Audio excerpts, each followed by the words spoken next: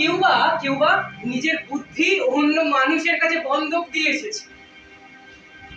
কেউ বা পরান্ন বুঝি, আবার আবার আবার আবার কেউ কৃপা প্রার্থী, উমেদার, প্রবঞ্চক।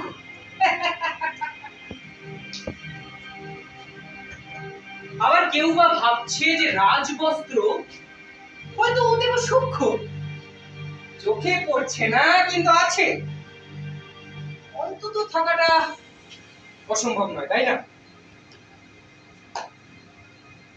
এই গল্পটা তো আমরা সবাই জানি তো আমরা,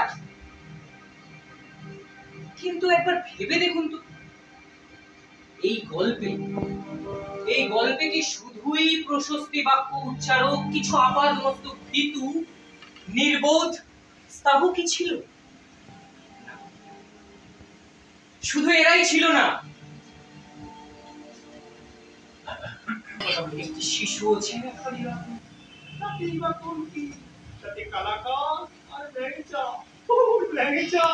বয়সকে তুই ল্যাংচা সিলকেরা ফোন করি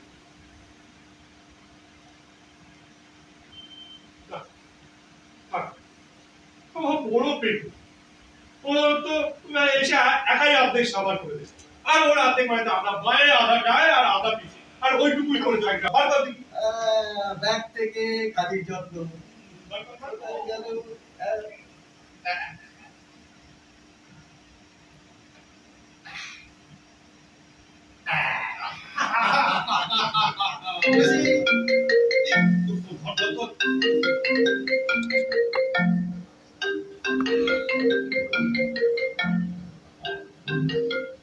হ্যালো, এই তো দেখো না, তোমার কথাই ভাবছিলাম। বল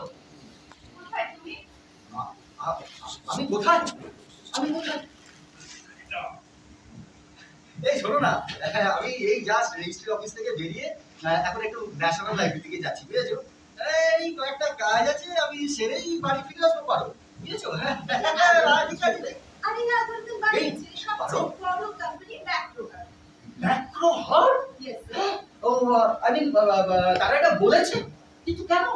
স্যার, আপনারা নিজেরাই নিজেদের পছন্দ করেছেন, কিন্তু তার আগে আপনারা দুজনেই ম্যাট্রিমোনিয়াল ওয়েবসাইটে নিজেদের প্রেফার্ড প্রোফাইল বানিয়েছিল। Then you didn't know each other. স্তাবক ব্রেন্ডার কি? শুনুন তো সেই শিশুটিকে কোথাও দেখছি না।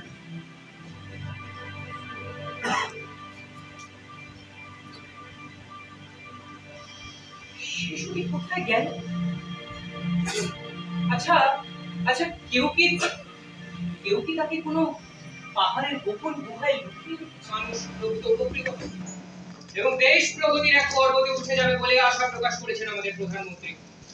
আর জাতির উদ্দেশ্যে বিশেষ সম্প্রচারিত ভাষণে তিনি বলেন,